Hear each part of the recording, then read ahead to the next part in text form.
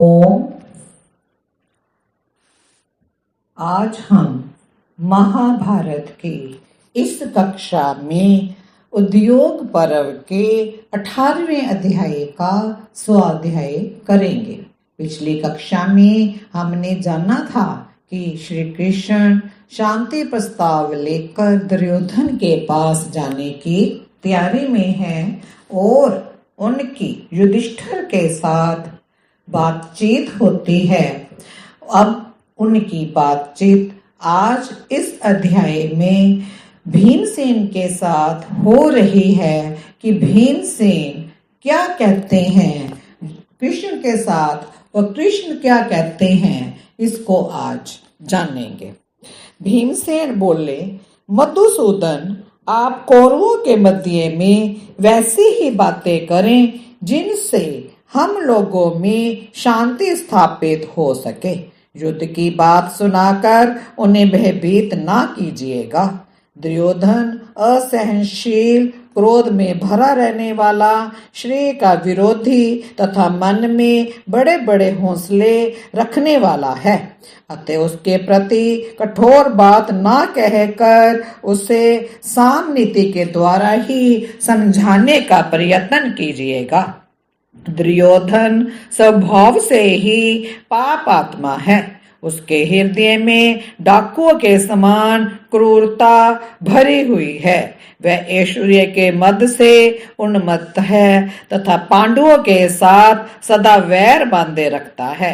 वह अदूरदर्शी, कटु वचन बोलने वाला, पर निंदक, क्रूर पराक्रमी, दीर्घ काल तक क्रोध को मन में संचित रखने वाला, सन्मार्ग पर लाया जाने के अयोग्य, पापात्मा तथा शठता से प्रेम करने वाला है। श्री कृष्ण वह मर जाएगा परंतु झुकेगा नहीं।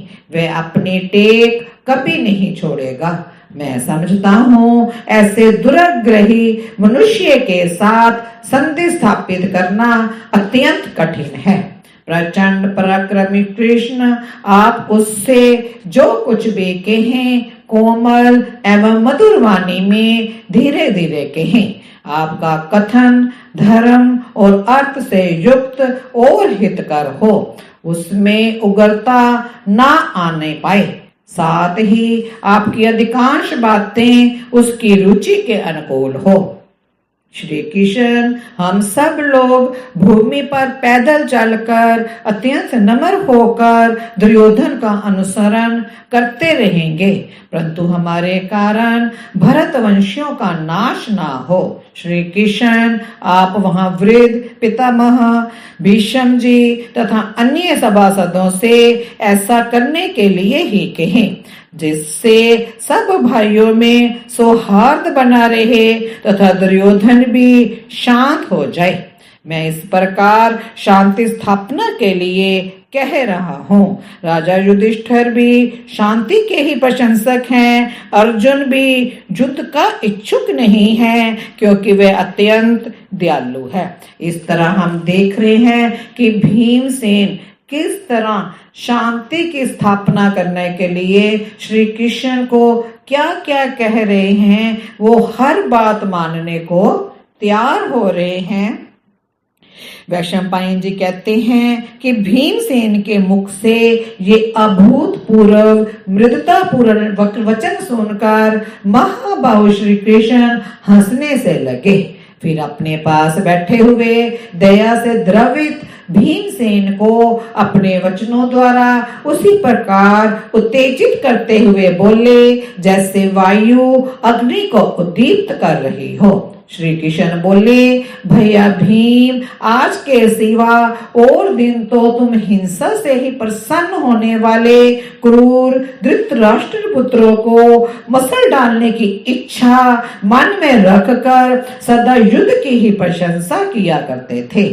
परंतु इन्हीं विचारों में मगन रहने के कारण तुम रात्रि में सोते भी नहीं थे, जागते ही रहते थे। कभी सोना ही पड़ा तो औंधे मुंह लेट जाते और सदा घोर अशांत तथा रोष भरी बातें ही तुम्हारे मुख से निकलती थी। तुम अपने भाइयों के बीच में सत्य की शपथ खाकर बार बार गदा छूते हुए ये कहते थे कि मैं अमर्षशील दुर्योधन के पास जाकर अपनी गदा से उसके प्राण ले लूंगा। परंतु ऐसी प्रतिज्ञा करने वाले तुम जैसे वीर की बुद्धि आज शांति स्थापना करने में कैसे लग रही है, ये आश्चर्य की बात है। ओहो, युद्ध का अवसर उपस्थित होने पर पहले से युद्ध की अभिलाषा रखने वाले लोगों के विचार भी इतने बदल जाते हैं कि वे विपरीत सोचने लगते हैं। भीमसेन, प्रतीत होता है तुम्हें भी युद्ध से भय होने लगा है। ओहो, कायर और नपुंसक की भांति इस समय तुम अपने में कुछ भी पुरुषार्थ नहीं मानते। तुम्हारे ऊपर मोह छा गया है, अतः तुम्हारी मानसिक अवस्था बिगड़ गई है।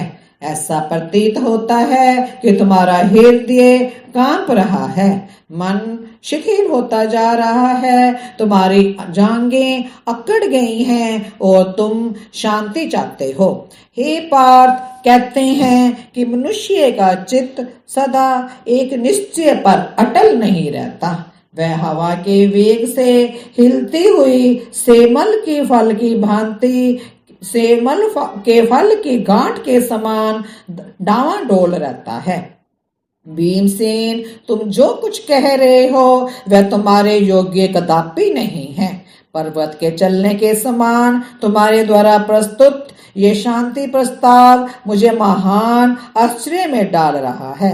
हे भारत, तुम अपने कर्मों की ओर देखकर तथा जिस कुल में तुम्हारा जन्म हुआ है उस पर दृष्टिपात करके खड़े हो जाओ। वीर, विषाद ना करो, अपने क्षत्रियोचित कर्म पर डट जाओ। शत्रु दमन, तुम्हारे मन में जो गलानी उत्पन्न हुई है वह तुम्हारे जैसे शूरवीर के योग्य कदापि नहीं है, क्योंकि क्षत्रिय जिसे अपने पराक्रम से प्राप्त नहीं करता उसे अपने उपभोग में नहीं लाता। भीमसेन बोले, हे अच्युत, मैं करना तो कुछ और चाहता हूँ, परंतु आप समझ कुछ और ही रहे हैं। अतः आप अनुचित वचनों पर मुझ पर आक्षेप कर रहे हैं। यद्यपि स्वयं अपनी प्रशंसा करना अनार्यों का काम है, तथापि आप द्वारा किए गए तिरस्कार से पीड़ित होकर मैं अपने बल का वर्णन करता हूँ। श्री कृष्ण, आप इस पृथ्वी और ध्युलोक पर दृष्टिपात करें। समस्त प्रजा इन्हीं के भीतर निवास करती है। ये दोनों सबके माता पिता हैं। इन्हें अचल एवं अनंत माना गया है। ये दूसरों के आधार होते हुए भी स्वयं आधार शून्य हैं। यदि ये दोनों लोग सहसा क्रुद्ध होकर दो शिलाओं की भांति परस्पर टकराने लगे तो मैं चराचर प्राणियों सहित इन्हें अपनी दोनों भुजाओं से रोक सकता हूँ। लोहे के विशाल परिघों की भांति मेरी इन मोटी भुजाओं का मध्य भाग कैसा है ये देख लीजिए। मुझे कोई ऐसा वीर पुरुष दिखाई नहीं देता जो इनके भीतर आकर फिर जीवित निकल जाए। मैं अपनी बुद्धि के अनुसार यहाँ जो कुछ कह रहा हूँ आप मुझे उससे भी बढ़ चढ़ कर समझे। जिस समय योद्धाओं से खचाखच भरे हुए युद्ध में भयानक मार काट मचेगी उस दिन मुझे देखिएगा। पांडवों के प्रति आतताई बने हुए इन समस्त क्षत्रियों को जो युद्ध के लिए उद्धत हुए हैं मैं पृथ्वी पर गिरा कर पैरों तले रोंद डालूंगा। मेरी मज्जा शिथिल नहीं हो रही है और ना मेरा हृदय ही कांप रहा है। मधुसूदन, यदि सारा भूमंडल क्रुद्ध होकर मुझ पर आक्रमण करे तो भी उससे मुझे भय नहीं है। मैंने जो शांति का प्रस्ताव रखा है ये तो केवल मेरा सौहार्द ही है। मैं दयावश सारे कलेश सहने को उद्यत हूँ और चाहता हूँ कि हमारे कारण भरतवंशियों का नाश ना हो। श्री कृष्ण बोले, भीम, मैं तुम्हारा मनोभाव जानने के लिए ही प्रेम से ये बातें की थी। तुझ पर आक्षेप करने, पंडित दिखाने, क्रोध प्रकट करने या व्याख्यान देने की इच्छा से कुछ नहीं कहा है।